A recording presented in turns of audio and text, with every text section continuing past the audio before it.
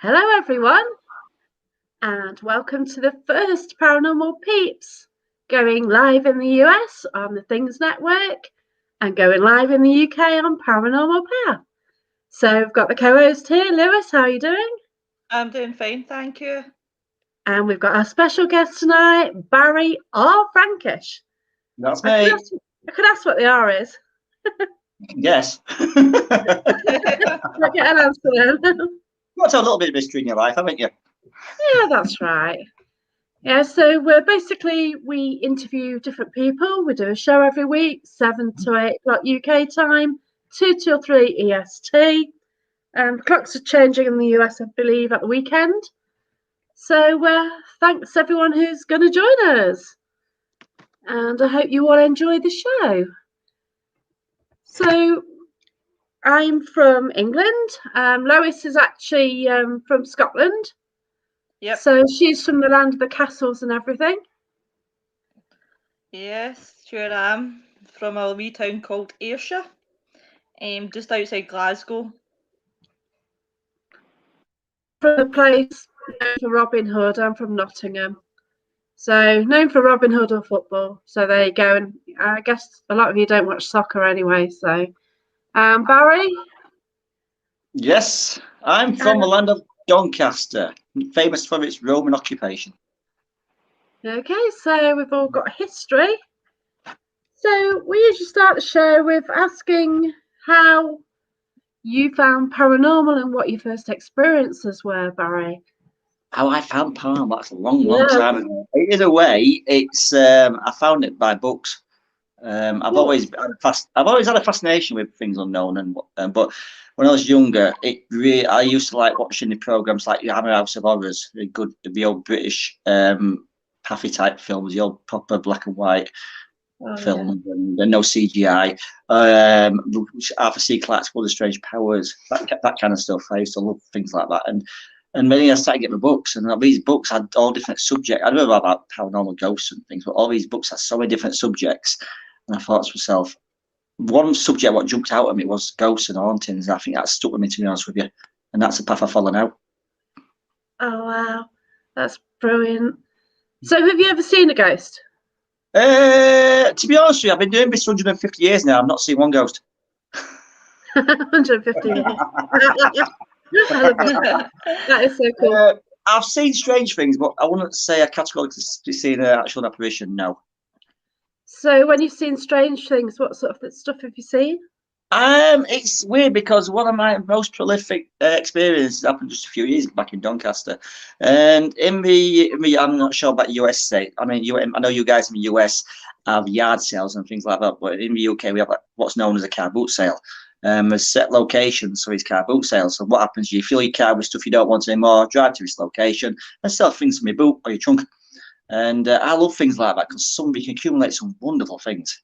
And I was driving this one particular morning. It was sunny, so it wasn't about 5 a.m. It wasn't overly dark, nice lit, no rain on road, and I was in good spirits, not under any medication whatsoever.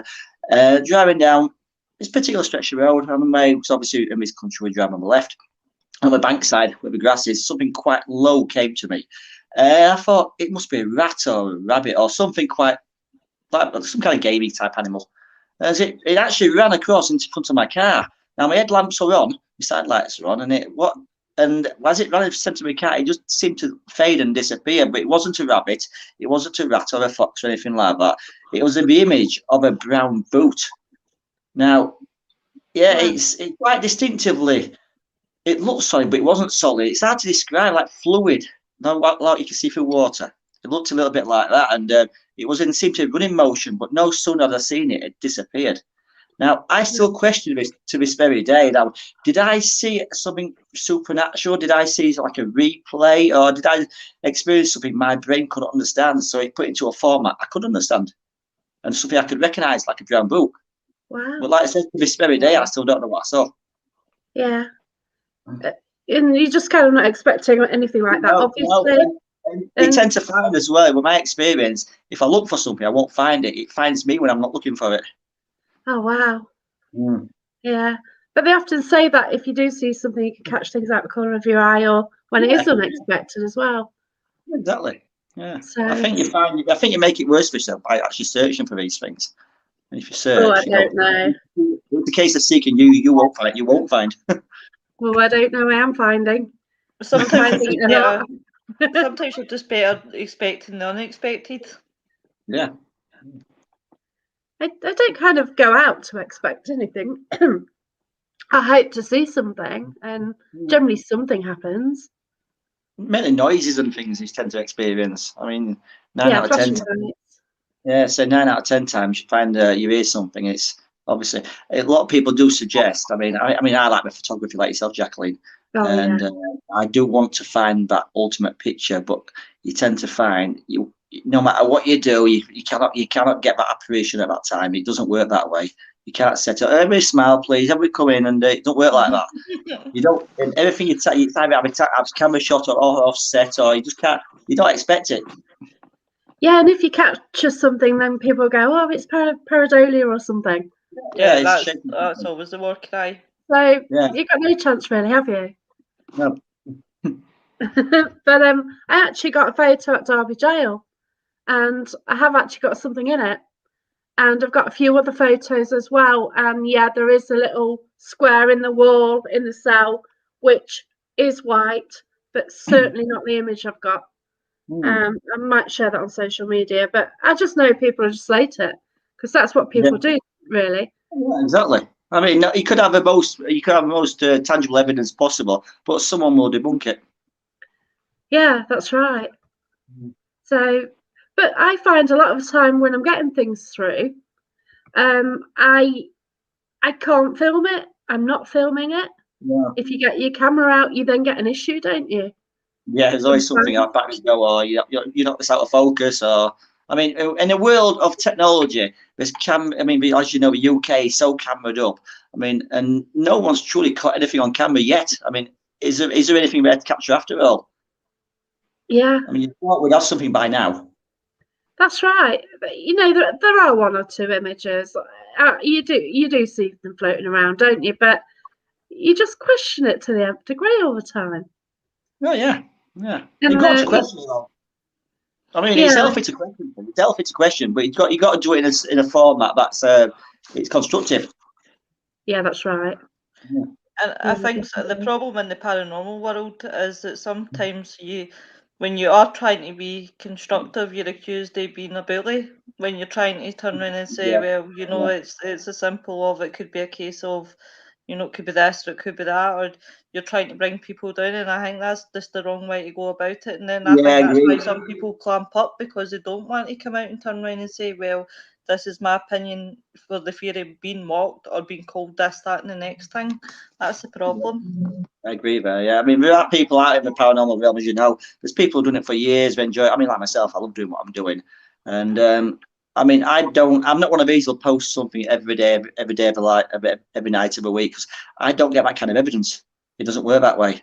I mean, I'll only post something if I deem it feasibly and solid enough evidence. And to be honest, I've not found anything yet. I've got pictures with orbs and lights and sparkly things on it, but I don't think it's tangible enough as evidence.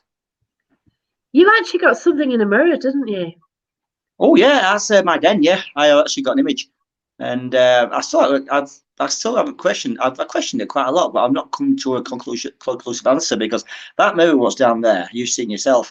I have polished it, I've wiped it, keep it clean, and I take random snaps, and it does seem to be a face in it. Now, there's no distortion behind this mirror. There's no light anomalies down there as such, and I've tried recreating it. I can't recreate it. Yeah. Yeah. It is an interesting image. It is, yeah. I forgot about that, actually. Yeah. I wish I'd have remembered it rather than now, because I would actually put it up and show you. Yeah, you're welcome to find it. I'll tell you what, if you do find it for future reference, you're welcome to post it. Oh wow, yeah, I will do. Yeah. So some of the things that work, I find it when you look back at your photos, that's when you pick up on the images. It would be great to see them at the time. That's true. I mean, a lot of things as well. I don't believe human eye is focused to see those things. I mean, as you know, digital photography these days is a good thing, but it can be easily manipulated as well. I mean, as you know, 35mm film in the old days, If you actually caught a photograph of something, you had backup evidence on the negative as well. You don't get that with digital film, digital cameras. Right. Yeah. And there used to be the issue with the digital cameras anyway and the orbs. Yeah, we still do, because I mean, even to this very day, a lot of camera manufacturers do state how orbs actually work, and it's because these lenses are so finely tuned and so easily manipulated. Because I mean, you imagine this. I mean, we've got technology now. We can see to millions of miles into space. I mean, that is some kind of lenses that to have a lens that finely tuned, it's going to pick up stuff what's not there. Yeah. And Yeah, I mean, I've got better as well. it's so easy to Photoshop as well. And Yeah, it's it true. is. I mean, everyone's got a mobile phone these days, as you know. And Yeah. you go onto Android, that's your app stores. They're everywhere. You put a photo app, or even type in photo alterations, you'll get hundreds of these things. Oh yeah. I mean, they're quite good for image clarity and things like that. The old-fashioned photographs you can recreate and make them a bit more sparkly, a bit more newer, but they can be easy moved as well. It's like you see these top models in these newspapers and magazines, foam shelf shop a little bit too much and look too fake. And you can tell. You do it too much, you can tell. Well, there's that famous image, isn't there, of that woman? Is it Raynham or Paul? I'm not sure basically, it's an image of a lady, sort of Victorian dress, walking down this staircase, and you can sort of see through it. But that was debunked years ago. Oh, For I know years, what people photo you're actually thought talking that was about. the real one.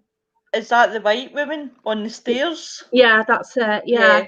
I've seen that photo, and I've seen it going round the paranormal groups doing its rounds. Yeah, because now everyone's saying, "Oh, it's an app." Because you do then get the apps which put a little ghost in the corner as well, don't you? About it, all these apps, like those apps you see like that, I mean, they are quite distinctively, noticeably different. You can tell they're faked. You can tell the image. It's a generic image we use, and it's too ghost-like. I mean, ghosts don't dress like with lanterns and whatever. And you can tell they're too movified. Yeah, and then you sort of get the images of fire extinguishers, which are say ghosts. Do you know, you were taking the thoughts outside my mind there. I was trying not to say anything about fire extinguishers, but... Well, I've got some fire extinguishers at Den, and they don't move around, to be honest with you. They stay where they are. They're quite well behaved. Yeah, so everyone watching, basically, there's a group in the UK who actually appeared in the newspaper because they'd captured two little girls, I think. And it's quite obvious to anybody who actually looked at the newspaper, it's actually two fire extinguishers. So, yeah, they kind of lost a bit of they lost a bit of credibility there. Yeah, and the problem there lies there in itself. People are too wanting to remediate, they're too wanting retention. So anything becomes paranormal. And like I said, fire extinguishers, I mean, come on, not putting effort in it. It's in every hotel, isn't it, really? So everywhere you go, I mean, every shop, every unit, every block of flats, even my den, I've got fire extinguishers. Anywhere the public's invited or must attend, they've got health and safety regulations in place. Fire extinguishers, I mean, what we're going to use? Giving them some kind of health and safety briefing next time you go in. That's right. But there's so many places, obviously, you go and you're trying to go in total darkness. We do that. I'm not quite sure why, because they say it's better for your sensors. But you've always got those green lights, haven't you? Even smoke alarms, be a little flashing lights on them. Oh yeah, flashing. Yeah. Oh yeah, I see a flashing light there. Yeah, that's not paranormal. It's a smoke detector, or it's some kind of like carbon monoxide machine. Yeah. Right. So what I thought I'd do is actually share some photos of you then. Oh God! I hope not them particular ones. I hope these are quite neat and quite not after 9 p.m. I've seen them, Barry, and I was quite shocked. I must have to say, I had to shut my eyes like that. I could say it's the ones that you sent me. I hope I sent the right file. I hope I sent the right file towards you. So dear. This is Barry looking really serious. That's my author image. That's my newspaper. Even more serious there. That's my newspaper image. And the Halloween image. That's my museum image. That's brilliant, that is. That's that one was taken at what's it called now? Oh, what's it called? Mother Shipton's. Oh, okay. I've never been there. Yeah. So, for people watching, what is it about that location? What's it like? What is it? What is Mother Shipton's cave? It's basically she's like a seer, or people consider she might have been a witch in a day. But there's a well, and everything what gets put into this well or nearabouts gets petrified and turns to stone. But they don't believe it's witchcraft to be buried there. They believe it's because of calcium in the water, and eventually everything what gets dripped on enough actually does purifies and turns to stone. Okay. Wow. Yeah, there's been celebrities there. They put handbags in it, and there's a fountain. I've even dunked my head in it. Yes, not to explain yet then. Nothing to damage it there, so you're all right. But no, it's a lovely day out. That is an image of my book. The book. My book, Restless Realm. Yes, based on a little bit about my beliefs and perceptions towards the paranormal, what people may expect who are new to the field, a few little pointers, and also a few little true stories local to my area where I live now, Doncaster, as well as a few instant tips. Because as we all know, this day and age, not everyone's got a lot of money, so there's some money saving tips in there as well. Yeah. So is that your only book, Barry, or you got another book of your own? I have got one in a pipeline, another one like a sequel to it, and I've got another one planned as well. So I've got a couple in pipeline. So sounds good. Yeah, sounds good. It's getting time to do one, but I do want to do a trio of these books. Restless Realm. My second one's going to be called Within the Realm, and then Beyond the Realm. Basically, the second one, the Restless Realm is basically a person's introduction to the field. The second one, which I'm aiming towards Within the Realm, is going to be what people can expect while they're in the realm. And obviously, the third one, Beyond the Realm, what happens next? Where can we go? Wow, that's brilliant. I love it with the paranormal because you sort of get answers to things, but then you just end up with more questions, don't you? There's the answers you can never answer. I mean, you can speculate. As you know, with paranormal is built on speculation and guesswork. Yeah. It's so hard to prove anything, isn't it? It is. The only thing you can do is not prove something. Like, say there's a flashing light and you've ruled out all the options, and then why is it happening? And you then can't say why it's happening, can you? Exactly, there's no scientific reason. No, and there's no machinery out there that could detect a ghost, because how can you detect something you don't know what it's made of, what the consistency of? And we just try what we can, don't we, really, and just see what we can get. And yeah, definitely. It's just brilliant. Right, your book then, where is it obtainable from? It's available for Amazon UK, Amazon US. In fact, most countries do have a variation of Amazon. You can either type Restless Realm in or Barry Frankish, and it'll pop up. That's cool.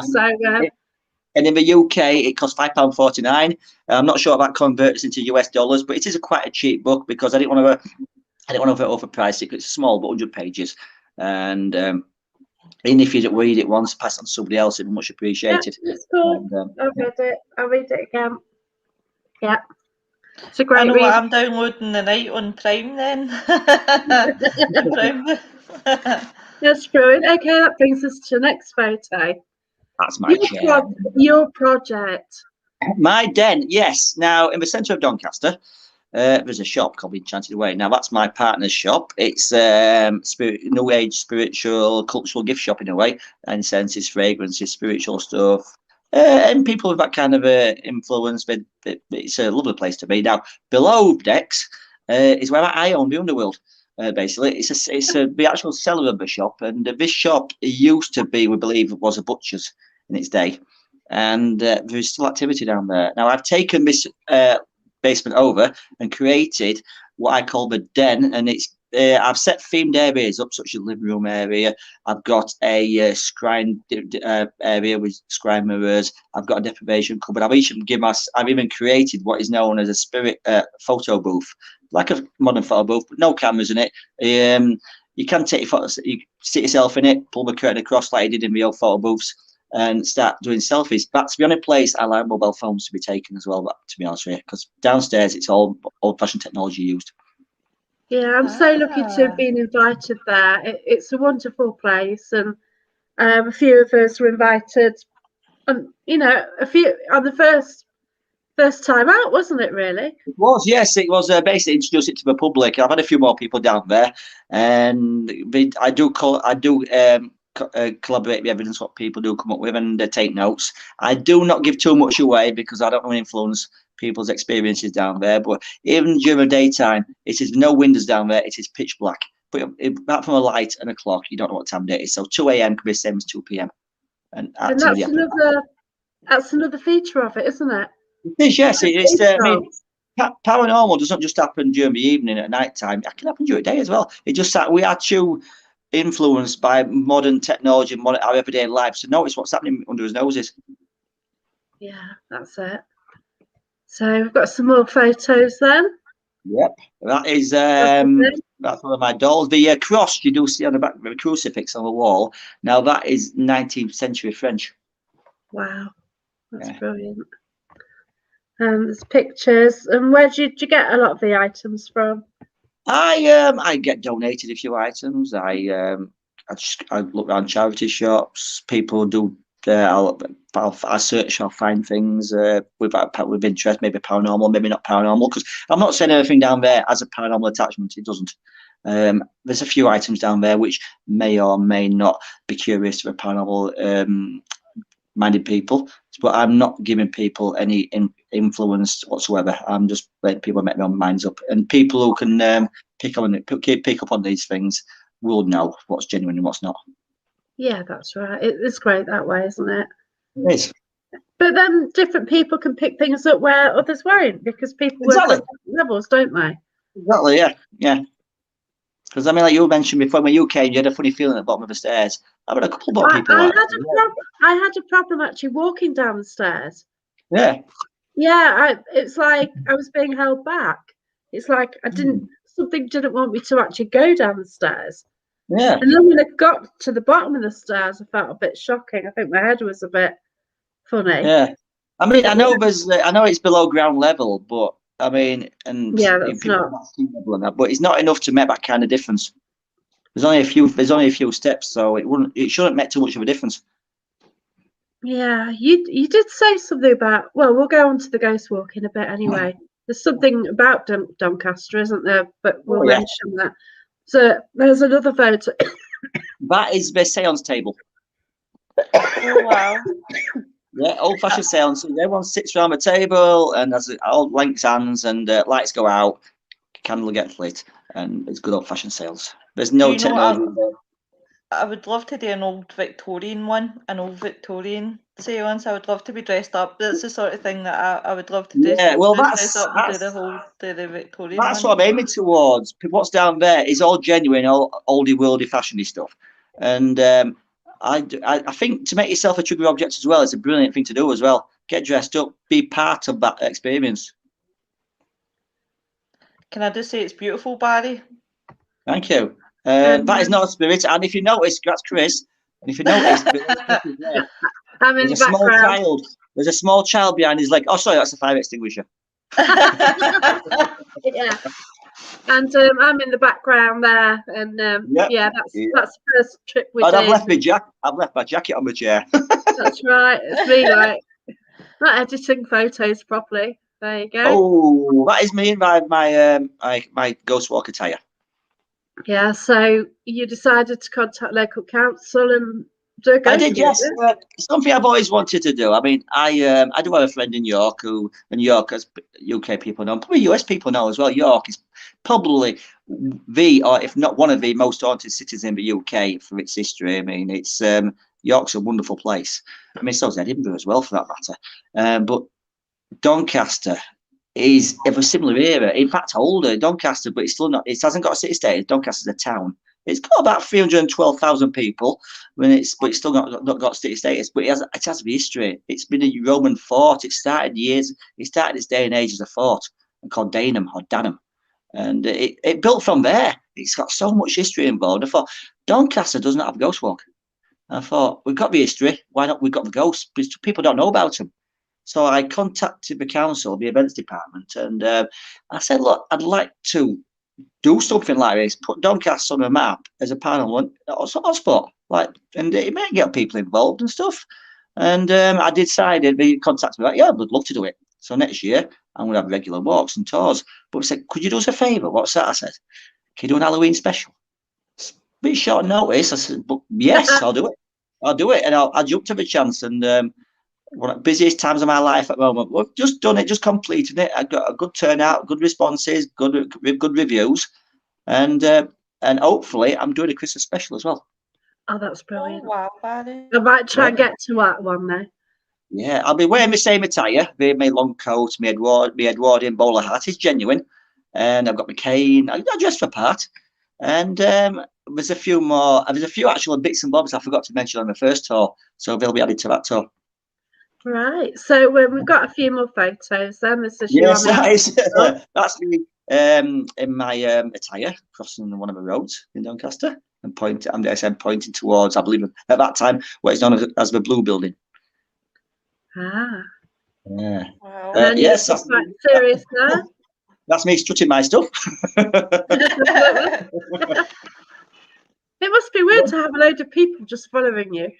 It is strange because I mean, as people, as you know, I mean, for the last 4.5 years, I've been doing radio work, and people don't see your face, and you can talk. But I can talk to anybody, to be honest with you. And I thought, this is different. I mean, this is my hometown. I live in Doncaster. I thought I'm going to get some right stick taken out of me. But I mean, everyone were brilliant, and I think what it is as well, no one recognised me. It was like for me. Oh, that's brilliant. It's great, and I did the tour. It lasted about an hour. I had a window for an hour and a half, depending how long. I didn't realise how long it was going to take. You see, so for my next tour, I can add to it as well, and so I've got an idea how long things will take now. And people, cool. I mean, I did have as one of the pictures what local newspaper did, and it's myself on the steps with all the crowd behind me, and it was brilliant. I loved it.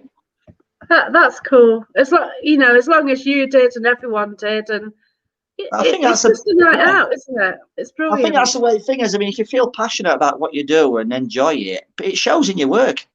That's right.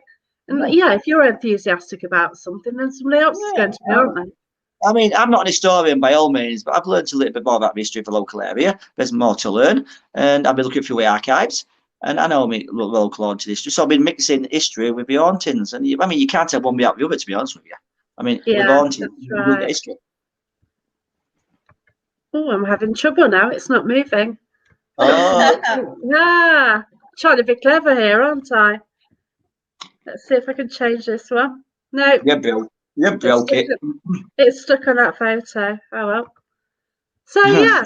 It was interesting while I was showing the photos, but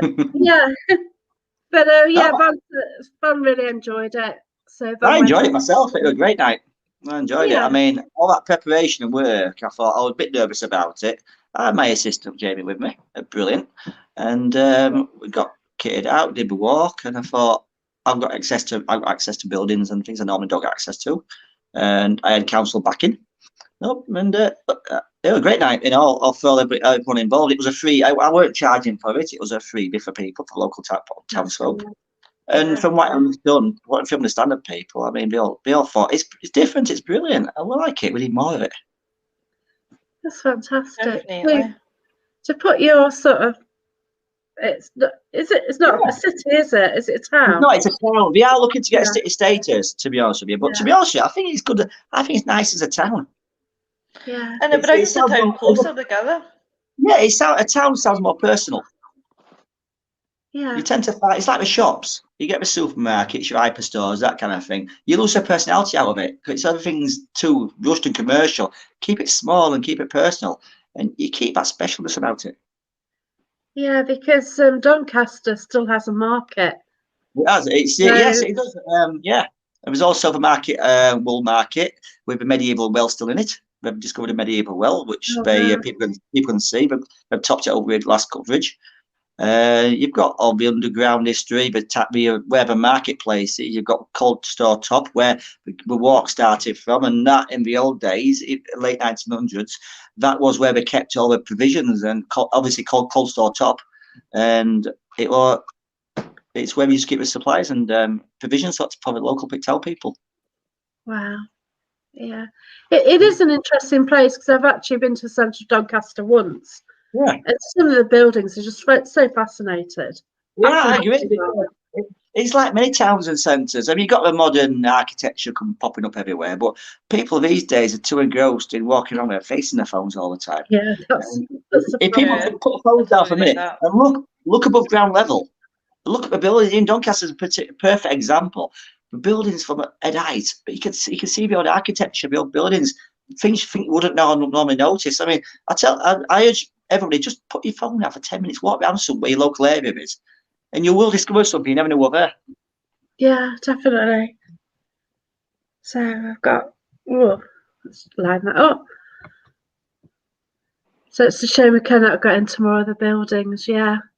Because there's ways and means. I mean, I must admit now I get council access. I mean, I am getting little instant tips and places and things, and I'm getting people contacting me left, right, and centre now. So it is good in that respect. I'm not a celebrity. I'm not a local celebrity. I'm just me doing what I love.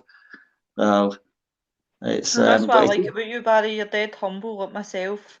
I like to think so. I'm not one of these who'll chase the limelight. I mean, I do. I mean, at the Ghost Tour, it felt weird being in the public eye. People following me, watching me, doing what I'm doing, and I thought, do you feel weird at times? But I enjoyed it. You forget. It's like my radio work. When we did the radio show, we have people every week. We've talked to hundreds of guests and people. You forget some of these people. People get nervous, and being on the radio, you forget. But we look at it as we look at it as friends, and we have a chat in a pub kind of thing. It's that kind of ambience we look for, and believe in your host. Your host is if you have a good host, and you'll have a good show. I mean, that's the same as me, Barry. Thing. When it comes to like tonight, I was dead nervous because it's going out all over the world, but not just that, because like obviously like yourself, I was like, oh my god, and I kept saying to myself, what if I get tongue tied? What if I say this? And I'm forever getting. I mean, I'm forever getting tongue tied. To be honest with you, I mean, I get goose brain and all sorts, and we forget things. But as we know with the show we did. We do go off on tangents and things. It becomes a conversation rather than a show. And I think a good show, that's how a good show should be. Like we're talking now between the three of us, and we've got guests watching. I mean, it's like you forget people watching you talking. It's like two people on TV. I mean, I have actually been invited to a TV show a while back, but I declined it. Because I don't think I've got the face of TV. I've got a perfect face of radio. Don't put yourself down. You'd be cool. But I enjoy doing I enjoy being little old me. I mean, I'm not, as I said, I'm not bothered about chasing limelight. I get ratings up there and things. I'm the exact same. I mean, see if I get one person watching me, Barry, I'm quite happy. See if nobody watches me, that's totally fine. It was the same philosophy behind my book as well. I thought I've always wanted to write a book, and in the UK we had the lockdowns due to COVID, and I thought, what better time to finish my book? I mean, I had a few weeks off on furlough, so I thought I'll release my book, and I did it, and I thought even if no one buys my book, or one person buys it, takes something from it, I mean, I can proudly say I've wrote a book, I've released it, it's out there. Yeah, that's right. See, like I'm trying to write a book, but I'm not an author. No, I'm not either. I'm not a talker. I'm not. That's what I actually. That's what I actually said on my tour, because to introduce myself to people, I told people, I mean, I'm not a TV celebrity. I'm not a famous, or I'm an author. I'm a paranormal researcher. Basically, paranormal researcher is a posh title for a ghost hunter. And that's all it basically is. And I told people that, and it lightens the atmosphere as well. And I say even to them, I'm not even a tour guide. I'm just taking people around, and it seemed to work. To be honest with you, I enjoyed the format. And for my next tour, I will be changing it slightly, a few more bit more banter, and and that's what it needs. Well, it's the confidence, isn't it? And it's the timing and everything. And yeah, I mean, if someone, even it's one person, you'll tell a story, a tale, and somebody I got involved in the old shops what used to be down in the high street, and people go, oh, I remember that shop, and it brings back memories as well. I never knew that. And if someone could take something from it in a positive, it's a good thing. I bet it was strange people first interacting with you, because I'm currently trying to learn lines for panto. Trying, yeah, it's the operative word. Because you want your audience to be able to participate as well. You don't want to be dictated and telling. You don't be talking at them. You want to be talking with them, and you do have interactions with them. And you ask questions to be host to the audience, and get them involved as well. But it makes them feel a part of the walk, and I think that's a big part of it. And next year, when I do it more long term, I'm going to be changing a few things about it, but it'll still keep me ambience about it, the personality about it. It won't get too big for its boots. Oh, that sounds brilliant. I really do want to come and see it. Yeah. So, I'll tell you what, when you come back to Doncaster, I'll take you for a personal tour around on the same route. Cool. Yeah. I've also got a few more routes as well. It's not just going to be the same route all the time. So. Ooh, that's good as well, isn't it? Because sometimes if a person wants to take a friend, then they're going a different place. Or might see something different. Yeah, many people, if you keep it the same and not alter it, they're going to get bored of it. So you've got to get that variety there as well. Yeah. That's why some of these places that are unknown, like, I would prefer to go to rather than, the same places where everybody goes to. See the wee places, like you say, you want to put Doncaster on the map, of people wanting to hang with. Well, it's like finding the wee places that, bring them out for like the spotlight or anything, but just see to make it known that instead of like keep going to the same places. Well, wait, now there's like Doncaster, like this place, come here, come see the beauty of it. I mean, the reason why I chose the route I chose in Doncaster as well for my tour, because I basically did on circuit, and the Corn Exchange, because Corn Exchange has got so much history behind it. I mean, the site of the Corn Exchange in Doncaster Town Centre, if you Google it, it'll show some lovely pictures. I mean, people at Stateside would actually love this building, but it's actually on the site of the old Mary Magdalene's Church, and at the time, Mary Magdalene's Church was the place in Doncaster for all religious activities. People got buried there. And they only stopped burying people on the rise of a minster, which St George's Church, which is now a minster. On the outskirts you've got Highfield Cemetery, the graveyard, and that's the only reason they stopped building and burying people in town centre, because there are too many of them. And what we did a few years back, the Corn Exchange in 1994 caught fire. Quite a serious fire it was, actually.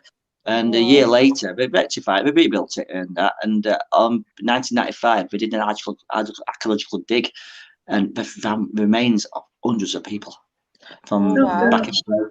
Yeah, now some of these remains we did remove, some they couldn't remove because of too poor a state, so we re-blessed them and buried them back over. So when you're walking through Doncaster Town Centre now, even during the daytime, 9 out of 10 times you are walking on someone's grave. Oh, wow. Yeah. That's the thing you don't know, do you? You don't know what you're walking over, even if you're in the countryside. Exactly. I mean, even people's houses are living. I mean, my house where I live, it's built in the 1930s. People's been there before us. I mean, I dare say people died in that house. Yeah. And there's also a particular graveyard, a graveyard I mentioned in Doncaster, Hyde Park Cemetery, and it's very unusual for them to do this because they've actually got on the headstone itself. It actually states the address the person died at. Wow. Yeah, and that address is still there because I've actually checked it. It's actually a block of flats now. Oh my gosh. No, but that's cool. That's the researcher in you as well, isn't it? Exactly. Yeah. I mean, I'll go to someone's house. It's actually a big house built into little like bedsit flat places, and it's. You think to yourself, that building. I wonder if you actually know that. I mean, would you actually go around the graveyard and actually tell them, yeah, your house is on the thing. You so died in that bedroom. I mean, to some people might freak them out. But I mean, to me, I think I'd love something like that. It's history. It just shows history again. People have come and gone. Well, to be quite frank, my granddad died around the corner in the house. and I've never told them. I would actually like to go in there again. Yeah. Just intrigued, really. But yeah, you're not going to mention it, though, are you? No, You know, I mean, say you catch them outside, are you going to say, oh, by the way? well, it's all right. I can use it for my next tour. Go past someone's house and point it up into someone's bedroom window. Never know what you get though, do you, if you're doing that? No, I mean, like I said, with Doncaster itself, it's a perfect example. I mean, it's all. I mean, there's negatives about Doncaster. People look at in local media, even worldwide media. It's been slated for its. It's been talked about a few times in negative ways, but there's positives as well, and people forget.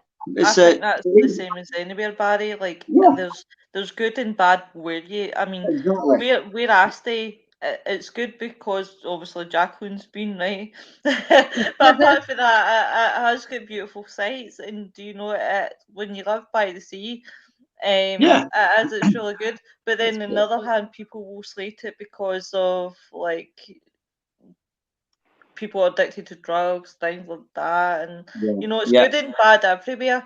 But what you're doing, Barry, fair play to you. You know, you're putting it out there on the map and saying, no, wait, no, there is the whole. Yeah, I mean, I said, I mean, there's good, like I mentioned, there's good and bad everywhere. I mean, you can have a most beautiful city in the world, you're still gonna get crime and unsociables, aren't you? So no matter where you go. I mean, Doncaster no exception. I mean, if I give something, I mean, I've lived in Doncaster now 20 odd years. And at first, I mean, when I first moved to Doncaster, the first thing I noticed was the bus stops were a different colour. I mean, and I got used to living here. I mean, some people are brilliant. I mean, the townsfolk, I mean, some of the buildings are beautiful. I mean, but people forget, they walk past these things every day and they don't realise. I mean, you're walking past history. Yeah, well, I certainly noticed the buildings because I park near this hotel. Yeah. It's like a crescent. You just park on this little road outside this beautiful hotel. Yeah. And like I walked down the main road and the buildings, okay, they've been there ages, you know, everything needs painting or decorating, or, you know what I mean? Yeah. But they're just beautiful, aren't they? If you can see the pollution and everything and exactly. There's a building in Doncaster. It's actually an hotel in the town centre, and actually contacted the proprietors of this hotel. And I know Edwardian building. And I said to him, I'm doing a tour. So I went round a few buildings and companies and in the older buildings and asking for these experiences, people's experiences from customers, from staff. And this was part of a tour. I'm still doing it. I'm still looking around. I'm actually going around businesses, places, and I'm asking the question. Is this place haunted? Have you had any experiences? And I've had quite a lot of responses. But I'm not saying every building is haunted because it's not, because the hotel, the proprietors I spoke to, they said, even though this is a beautiful old Edwardian building, the strangest thing to ever happen has been nothing's ever happened, which I like the honesty. Yeah. I mean, it's just proves they're not there to make a money out of a ghost hunting thing like a lot of places would do. I mean, they've just categorically said there's nothing happening here, which I appreciate that and I respect that. But then is that down to them? Possible. I mean, a lot of people can be closed minded to it, but it's a public building, so if there is anything there, we're going to get a guest at some point, which is susceptible to these experiences. Mm-hmm. There's the same as like I find. I don't know if it's like the same with you guys down in England, but I find, right, you contact most places and you're saying that you're interested in, you know, checking the place out, and you go round the long way for a shortcut to try and explain what you want to do. And they'll go, no, not interested. And then they'll come back to you and say, right, well, we'll give you the place for this time to this time, but it'll cost you £600 for one location that was never interested in, you know, paranormal. But then must have sat and thought about it and then came back to me and said, right, £600. Yeah. I mean, that's a problem with some places as well, because some places do see it, the paranormal, as a money spinner. And which is a way, that's where the commercial aspect comes into it. That's what spoils it. I mean, the genuine people do. I mean, I've done it. I mean, I don't make a lot of money out of it, to be honest with you. I love doing what I'm doing.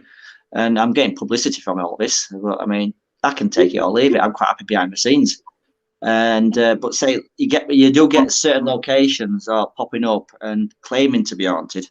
And first thing they do is get newspapers involved, and newspapers love this kind of stuff. Yeah, that's right. Yeah, They'll definitely. then what'll happen? It'll get advertised as being in newspapers. People come in, and people get told it's like it's called now. It's what's called as suggestive hauntings. And you tell someone a place is haunted, they'll start to believe it. Enough people believe it, they'll start creating, things that aren't even there, and as an experience, and people start believing these experiences. And before you know it, you've got like a tourist attraction.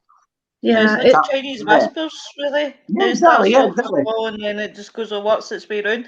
And I think the more the places, like people hype up places, the more the money goes up.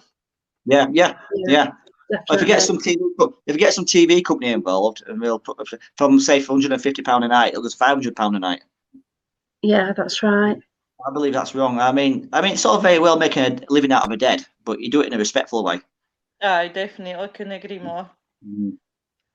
I mean, I've never been intrusive. I've been respectful. I mean, when I've done investigations, I've been invited to places, but I treat, whether it's something better or not, I'll treat them as a living person. I'll respect them as I expect to respect myself. That's right. And that's where a lot of them a lot of people fall down.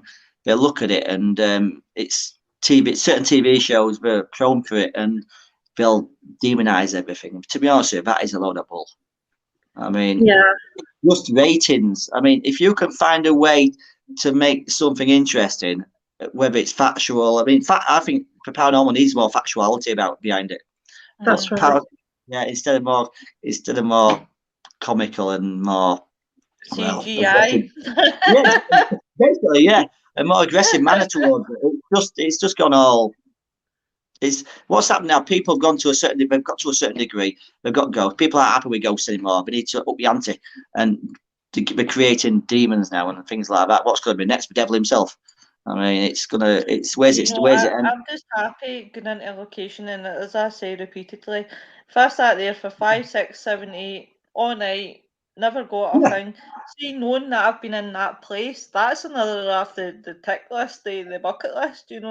I'm happy enough with that. Yeah. I mean, I do like. I mean, people. I mean, whatever people's beliefs are regarding solo investigation, I'm quite happy to go to a place on my own. I mean, I know there's less with myself. There's less contamination. Unless it's something I really trust, there's less contamination behind something. That's why I created a den, so I can control what's down there. I mean, not in a spiritual format, but I mean, you can never control spiritual activity. But regarding people's perceptions, when my guests what come down, I make sure I treat it in a respectable manner. And that's where people fall down. All spiritual activity, or be paranormal research, ghost hunting, should be done in a respectful way. I mean, these were people once. I mean, treat them as such. Yep, definitely. Yeah, definitely. Just treat spirit as you would treat, obviously, like your mum and dad. You know, exactly. treat them even as a stranger in the street, you say good hello to them or something like that on a crispy morning. I mean, a bit of acknowledgement. I mean, you imagine you're in a building, you've been on to that building for 200-300 years. You're going to get a bit cranky. People can't coming in accusing you of doing whatnot and asking you to throw things at them. I mean, you're going to get cranky. If someone comes in thinking, if someone then comes into that location treating like a human being, you're going to react more. I think you're going to catch more flies with sugar than you are with vinegar. Exactly. I mean, I've been shot down because I go and introduce like myself, but would you introduce yourself to a stranger? Is that sometimes? I mean, I'll talk to anybody.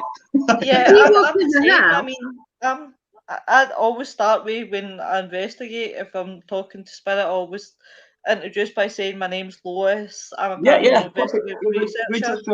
Go into a strange building and introduce yourself. I mean, something simple like that. Not going to a building and say, "Is there anybody there?" I'm gonna get on, not rat it again out of these paranormal tourists.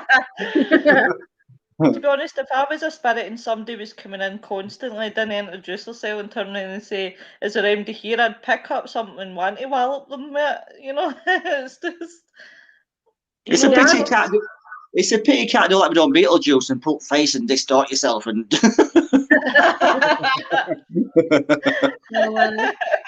But I Yeah. mean, like I said, I mean, I don't consider myself a celebrity. I'm not. I mean, I'm just little on me. And the same where Limelight's concerned, I'm happy being in backgrounds. I mean, like, I'm happy with my book. I'm happy doing my research. I'm doing a bit of writing for magazines. I'm doing my next book. And I'm doing my tours. I've got my den. I'm too busy doing all that. Brilliant. It is What- great. What it is, it's actually not too bad. It all falls into it's like a jigsaw puzzle. It's all falling into one piece. It's making one big picture. Yeah, and And, it's your journey. It is, yeah, That's what's exactly. fun I mean, about if it. someone does, if I mean, one day write my autobiography, I mean, I'd like Keanu Reeves to play me in my movie. I mean, Excellent. but no, I it's. don't know who I would like to play me. To be honest, I don't know what sad person would want. I mean, if you who would you have? Who would you have playing you? Would you think? I mean, ideally, would you have a? Angelina Jolie, maybe. How about you, Jacqueline? I've no idea. Jesus. Yeah. Never thought about that one. But then again, my life is not interesting enough to make a life story out of. I mean, I don't believe it. It's only- I can't imagine anyone wanting to play me, because why would you? I don't. To be honest, Weird, isn't it? as long as I had Dwayne Johnston as my husband, then I would be more than happy.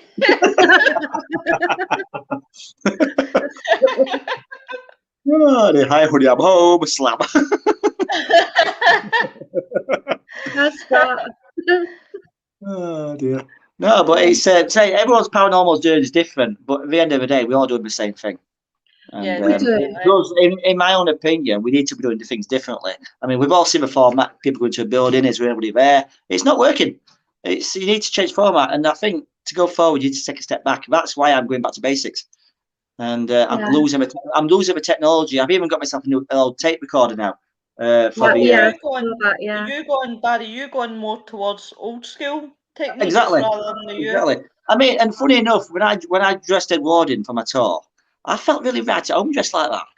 I mean, I felt even while walking around through town centre, I actually felt quite uncomfortable. And when I actually got dressed in new jeans, I felt scruffy. Because this is an era of people who did dress, they made an effort, they got dressed up. And that was everyday wear for them. But no Primarks in them days, their clothes are meant to last. I mean, they got dressed up, made shirt, tie, hat. They made an effort every day. My granddad did. Yeah, exactly. Mine did. Right. Not so many, well, it is quite a few years ago, but he used to get dressed up. He used to wear a suit, a tie, a shirt. He used to wear a hat as well. And that's for him to go shopping at a market. At a town very similar to Doncaster. There's nothing wrong with that either. I mean, you look at a picture of 1850s upwards to Doncaster, any town or city, all the attire is the same. It's black bowler hats, white shirt, long tall collars, and the actual dress sense was very similar. So in them days, it was normal to get dressed up. If you went back in time and just walked around with jeans and a t-shirt, they'd look at you funny. Thanks, Tim. That's awesome. You know, I get the flash of the old horses and carts and step-toe and son. I can hear that tune in my head as we're speaking. Yeah, there's a story about on Scott Lane, and I don't know if I mentioned this to you, Jacqueline, when he popped down, because this is outside my shop, and this is one of the stories in the book, and it's actually Scott Lane. And what it was, there's a chap a few years back contacted me and regarding my book, and he said, I've got a story for you, because he used to, Doncaster's quite a decent sized town, and he used to, at the time, it used to have two bus stations or bus depots. And he said one morning he'd been dropped off from work. He used to work nights, and he'd been dropped off at a southern bus station. This is like the main bus station. This at the time was a southern bus station, and he'd walk him through. His route took him down Scott Lane. And this is early hours at morning, 3-4 o'clock in the morning. And he thought nothing of it. In them days, it looked quite 1980s. It was nice and peaceful. And he's walking down it. He went, he smelled something funny. And now he leaned against something and checked his boot to make sure he'd not treading anything precarious. And he looked down. I can smell manure smell. I mean, if this is a time of year, manure in fields isn't available. It's quite, I mean, it's a certain time of year people manure their field. And it was a very strong smell. It's a very potent smell. That's why he thought he'd treading something. So he checked the bottom of his shoes, nothing there. And now as he went to get back up again, he heard this, and what sounded like a wooden wheel trundling on the stones, really. And he thought, crikey. And he went to get out of the way, not realising there's no horse and carts around there at the time. And he looked around, and he said, even to this day, he actually said, it sounded like it was behind me. You could hear the actual breathing of the horse, and he heard the wheels, like a distinctive rumbling on the stone. And he said, look, man, there's nothing there. Wow. And that's in the book as well. That's one of the stories in the book, and that's a true story. That's on the tour. And it was a brilliant experience because he told me, he said, don't use my real name. He says, but he says, I don't mind you telling the story. And I've kept his anonymity. And it was, I'm grateful for adding to his story to the book. I'm getting more collated stories like that as well. So, I mean, they'll be added to further books. That's great. So, your ghost walks are going to last forever then, aren't they? Well, providing people keep dying, yeah. I don't mean that in a disrespectful way.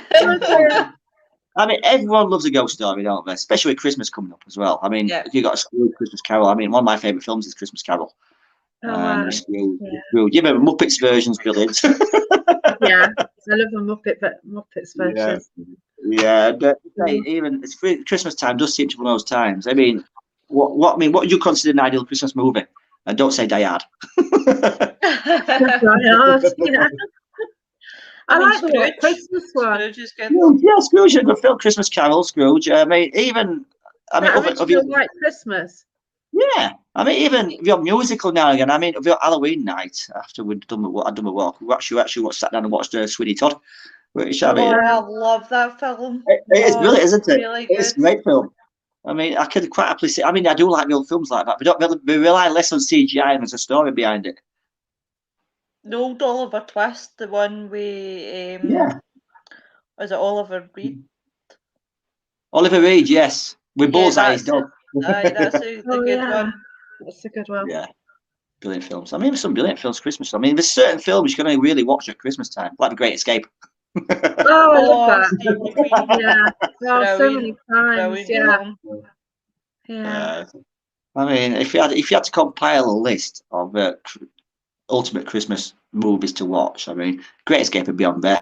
You've got Christmas Carol, you've got Scrooge, so you've got even Bill Murray version of Scrooged. That's funny. Yeah. Ghostbusters. I like Bill Murray. I do like Bill Murray. But it's there's that many. Miracle, is it 34th Street? Yeah. Yep. That's cool. That's a brilliant film. Classic old films like that. I mean, it's family films as well. You don't have to rely on what you call explosion and blood, sex, and nudity all the time. I mean, but it does help at times. Yeah, I mean, you watch that. my version of Scrooge was very different.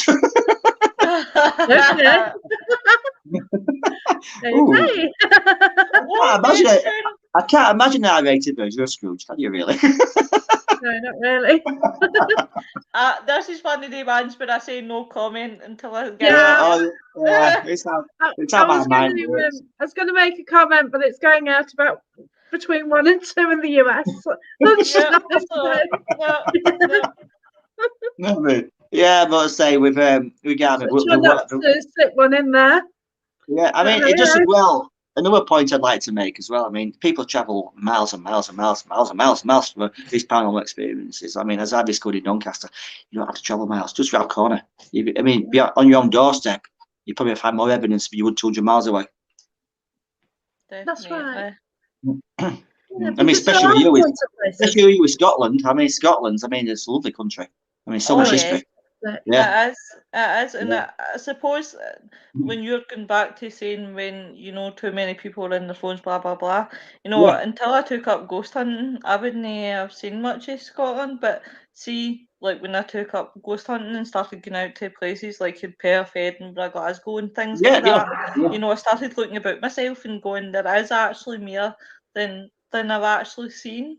And I used to come down to Plymouth. My gran used to live down in Plymouth, and I absolutely loved Plymouth. I loved going about and seeing things there as well. So it was really, really good. I mean, you imagine. I mean, Scotland. I never passed Scotland and England. I've had the best relationship. I mean, but it doesn't matter where you come from. People with a paranormal interest. It could be Irish, could be Scottish, could be Welsh, could be American, could be Chinese. It doesn't matter. I mean, it brings people together. It brings people together in a good way. I mean, it does. I mean, I've been contacted by people from India, and I mean, India's got such culture. I mean, if you don't mind, Barry, after the show, could you send me pictures of your man? Well, I want to say man cave. I don't mean it like man cave, but you know what I mean. My sex dungeon. Well, oh yes. That's basic, right? That's at weekends. Well, I'll tell you what, wait till the weekend and then send me the pictures. I'll tell you what I'll do, because I'm in my old office here. When I get settled back in, when I get back tonight, I'll send you some across. Yep, that would be You've got some pictures. You've got some pictures, haven't you, Jacqueline? I've got some photos. I actually put a couple up on the little poster did. Yeah. I'll tell you what as well. If you go into the den on Facebook, you can see them straight away. All right. Yeah, go to the den and you'll see it. There's a lot of the latest stuff. There's not so much stuff at that moment because I've not been on it recently because I've been busy. but there is stuff on there you'd probably find interesting. Oh my God, Scott! Yeah, I can just imagine. I'm thinking orbs, but of a different kind. Oh my God, Scott! It's so funny. You know, all night I've been trying to behave, and you have just smacked it out of the ballpark. That's the whole thing as well. I mean, that's the whole thing about paranormal research. I mean, this is one thing you've got to take on a paranormal research with you. You've got to take your sense of humour with you. I mean, these are people, even in people you're looking for, these are people you've had, these people who have had a sense of humour. I mean, you'll have had some grouches by all means, but majority of people have like fun and laugh. And it can bring atmosphere to a place. I mean, basically, if anything, laughter will attract more spiritual attention than shouting and bawling. Yeah, definitely. Well, if you need MD to work security in your dungeon, I don't mind. I'll apply for the job.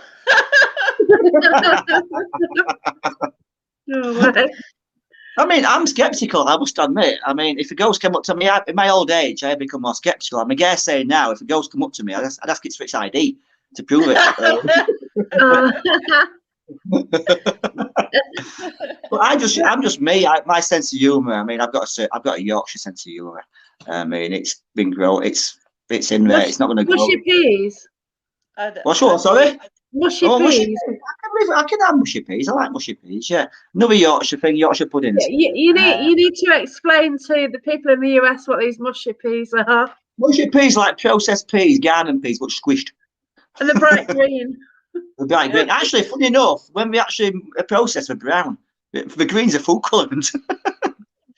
So start off looking like something a dog leaves behind, and they make it green. Yeah, basically. Yeah, it's not the actual greenness. It's not the pea colour. What's in there? I mean, if you saw its real colour, you'll think, yeah, dogs throw that up. Okay. And have it with mint sauce. So garden mint. That's it. Do you know what, guys? I'll never look at mushy peas again. Pie peas. Have a winner. Pea soup. Yeah. And onion soup as well. French onion soup's nice as well. Yeah, that's it. Yeah. So this PID is not that bad then, is it? Not really. No. I mean, what about Yorkshire or in Scotland? You've got your haggis. You've got. Oh God, I mean, no. You're not an haggis person. Haggis? No. I mean, plus as well, it's not haggis season, is it? So, until haggis season, what's August time, is it? I was going to put a comment, but I might offend folk for Aberdeen. Oh, I mean, I must admit, Scotland, you can. I mean, I've got so much admiration for Scotland as a country. It is, seriously.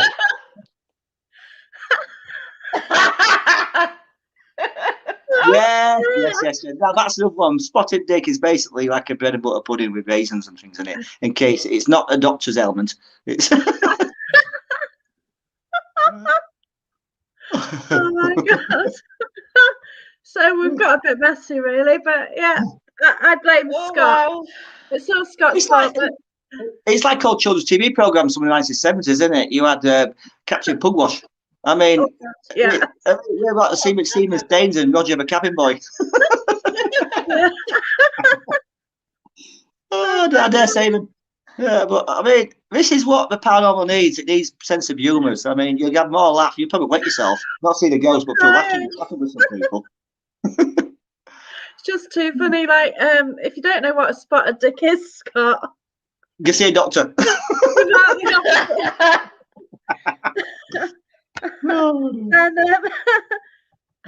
it's sponges and currants in it. I mean, what could be more better than spotted dick? Spotted dick? I mean, I was gonna say, I mean, how many school children can say they had a spotted dick in their mouth?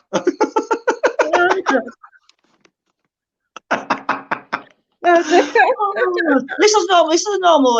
is normal attire at school. I mean, this is a staple school dinner, pudding. I mean, yeah, spotted dick wasn't it? You had a butter pudding. What else did you have? I mean, I used to love lemon sponge and custard. Oh God! Do you know what I'm trying to? Scott's just destroyed us, hasn't it? Oh dear. Oh dear. Yeah, nothing wrong with Yorkshire. Apart from spotted dick, have you got any other questions for Barry? Oh, paranormal questions would be nice. Yeah. Oh, you want to try a bit of spotted dick? Yeah, okay. Actually, Scott. I just have no words. I mean, people. Video, mate. What can you say? I mean, obviously, regions have got their own different regional foods and diets and things like that. But people associate Yorkshire with flat caps and that. I don't have a flat cap. I'm from Yorkshire. I mean, I've had a flat cap. I haven't got a whippet either. So. Yeah, it's like a greyhound with long legs. A big dog with long legs, isn't it? A skinny dog with long legs. Basically, yeah, underfed. Here we go. So, what's the favourite place to investigate, or you want to investigate? Favourite place to? Are we talking UK, US or UK? Are we talking UK? To be honest with you, I am going through a stage. I'm looking at railway ghosts and hauntings because I mean, so where I come from, you've got West Yorkshire, you've got Pontefract, so much history, similar age to York, and the old railway tracks and the old stations. Some are still there. And there are accounts of paranormal activity on these stations, and there's one in Wakefield, one in Pontefract, and I do like the aesthetics behind the old train stations, the old days of steam trains and things. There's something romantic about it as well, and some of these old stations are still in place in situ. Some have been modernised, but the aesthetics and the designs are still there. Yeah, they're certainly made to last as well, weren't they? Some beautiful ones in Yorkshire. Like the North Yorks Railway, there still exist. The stations are still there, steam trains and everything. I've actually investigated a station before, a couple. Yeah, it's like Wakefield. Are you into Wakefield? I've driven through it. Well, sort of got stuck in traffic in Wakefield. Well, I used to live and work there, and the Kirkgate train station. Yeah, Kirkgate station, roughly about 10-minute walk from where I used to live. And for me, it was an easy haunt. And there's only a small station. It's like a commuter station for your local commuter trains. And one particular incident was there's supposed to be a Victorian lady under the subway between platforms 1 and 2. And I've been a few times and not seen anything yet, but there's still time. The station's still there. It's been modernised a little bit, but the subway's still in the same location. The platforms are still in the same location. So why not? Yeah, that's right. Scott mentioned wanting to investigate Normandy. I've actually stayed near Juno Beach and sort of that area where the US and the Canadians were. Yeah. And oh wow, they've still got a lot of the things still on the beach. Yeah. A lot of, they've got the graveyards and everything there. So yeah, there's so much history there, isn't there? And so much turmoil and stress and fear. Gosh, yeah, that's right. I mean, if anywhere's it's like people going about stone tape theory. If anything's going to attract or absorb that sort of energy, it's a place like that. I mean, yeah. I don't know if I'd want to go now because then I didn't pick things up, but now I do. No, it's like people. it's like people go on about locations such as Auschwitz and things like that. I mean, such a horrific place what people went through in them places. I mean, I'd love to visit, but as a tourist, to pay my respects, not as a paranormal researcher. I think, to be honest with you, you need to draw a line in certain locations. Plus, as well, how far do you go back regarding hauntings? I mean, would you actually investigate a place where someone you knew actually worked or lived? And say if you sort of said 20 years ago, if you heard rumours that a previous occupant or someone you used to within your circle, you'd heard onto a certain location, would you actually try and investigate it? Or, I mean, how far do you go back? You know what? If you actually miss somebody, like a friend, and you hear they haunt a house, wouldn't you want to go and see your friend? That's what I mean. Would you actually? Plus, as well, I mean, not in a bad way, because obviously, if you go into a graveyard and it's a recent grave, no, you wouldn't. You wouldn't go near it. It's like grave robbing. I mean, when does grave robbing be? What stage does archaeology become grave robbing? Become grave archaeology? That's I mean, true. you think, yeah. I mean, is there a timeline? You get the old days, especially the Egyptian sphinxes and the pyramids, grave robbers. Then all of a sudden it becomes archaeology. I've got this like statue. It becomes archaeological, but it's been grave robbed. That's true. I mean, there are ethical questions behind it. So I think the ethics are down to each individual investigator. I mean, like I said, Auschwitz, I'd love to visit it. I mean, I do intend to go there one day, but not as a paranormal researcher. I do want to go. I know people who have been there, and I would look to visit just to pay respects for it, anything. Yeah, I feel that I would go, but yeah, it would be hard. Yeah, I mean, especially for empathic people as well. Oh gosh, yeah. You know, just seeing the photos anyway, it's quite. Yeah. I mean, I mean, these are, and it's not just that. You got these cabinets full of personal items like glasses, shoes, clothing, and these are people's belongings. Suitcases still packed with people's belongings in them. Oh gosh, yeah. Yeah, and not just men, women, it's children as well. I mean. I mean, one on my list that I would love to do is Chernobyl. I'd love to do Chernobyl. Now, Beth's been there. Yeah, that's interesting.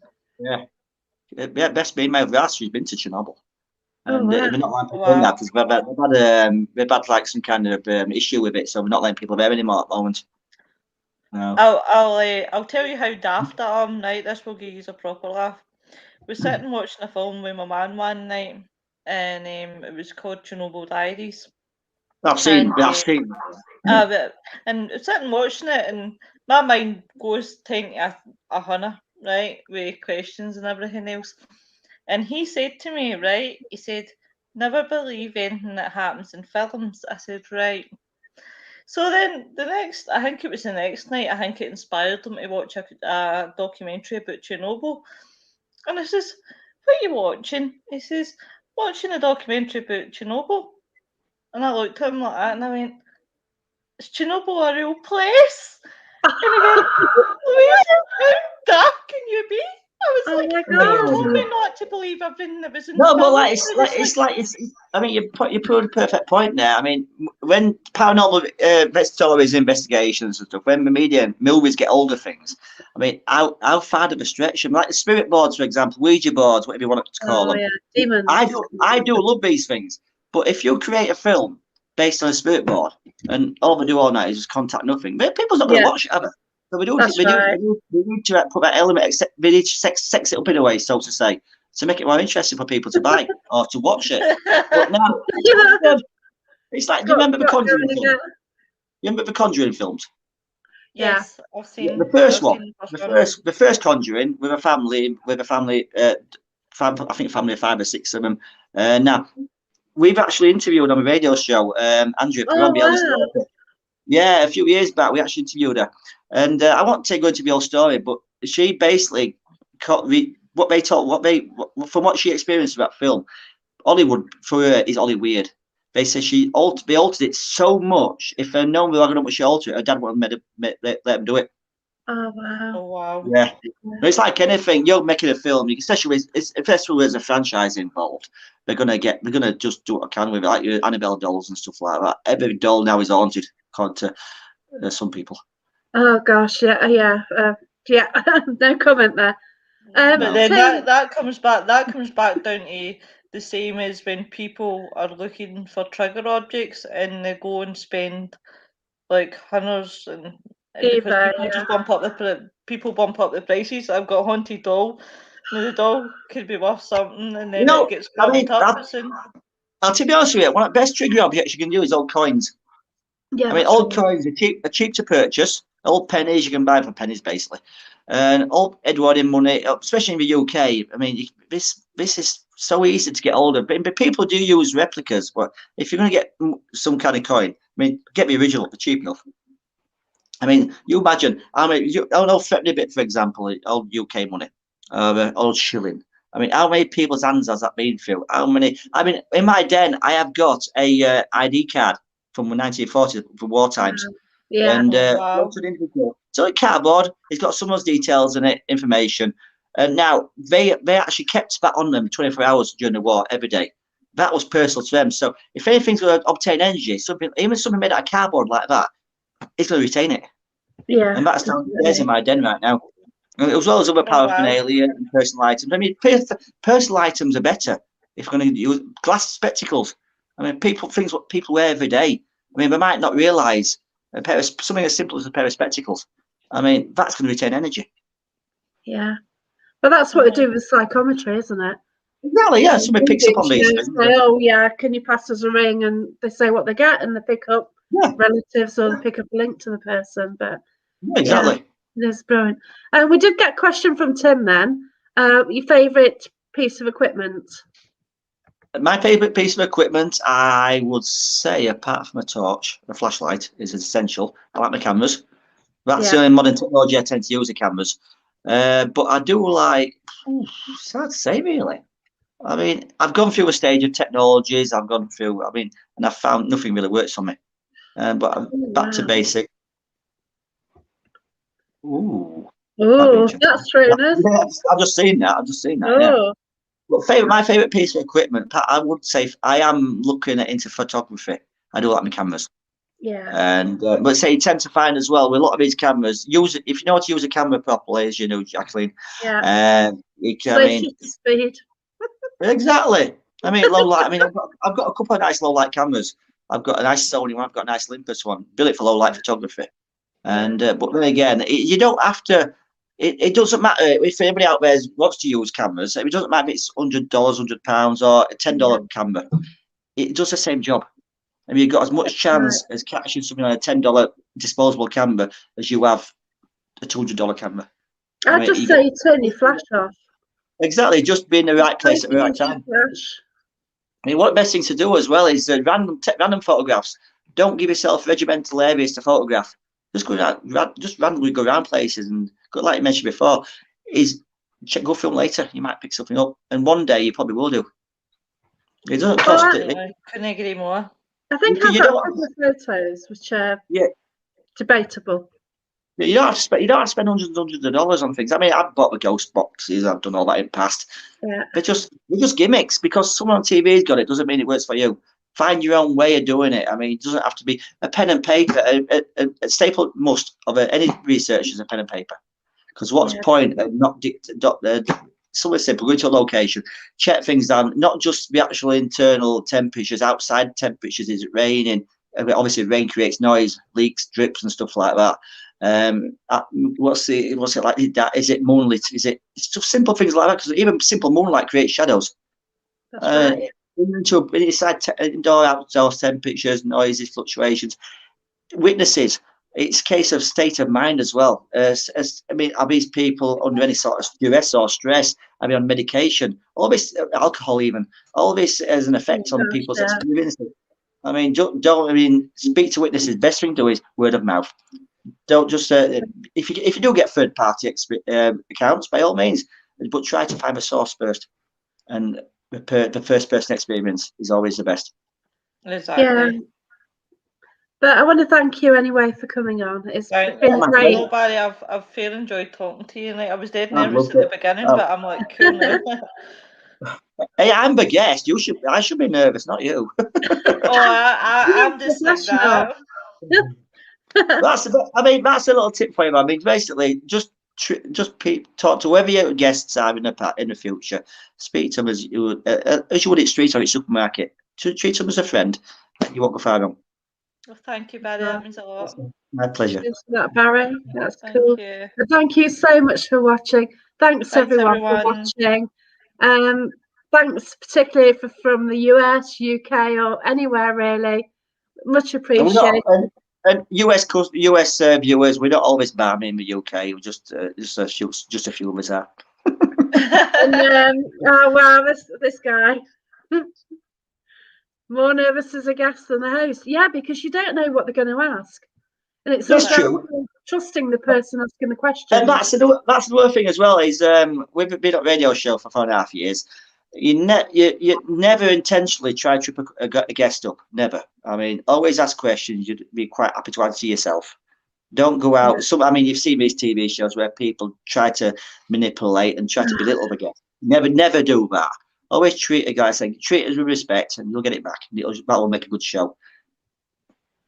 Oh, bless you, Kathy.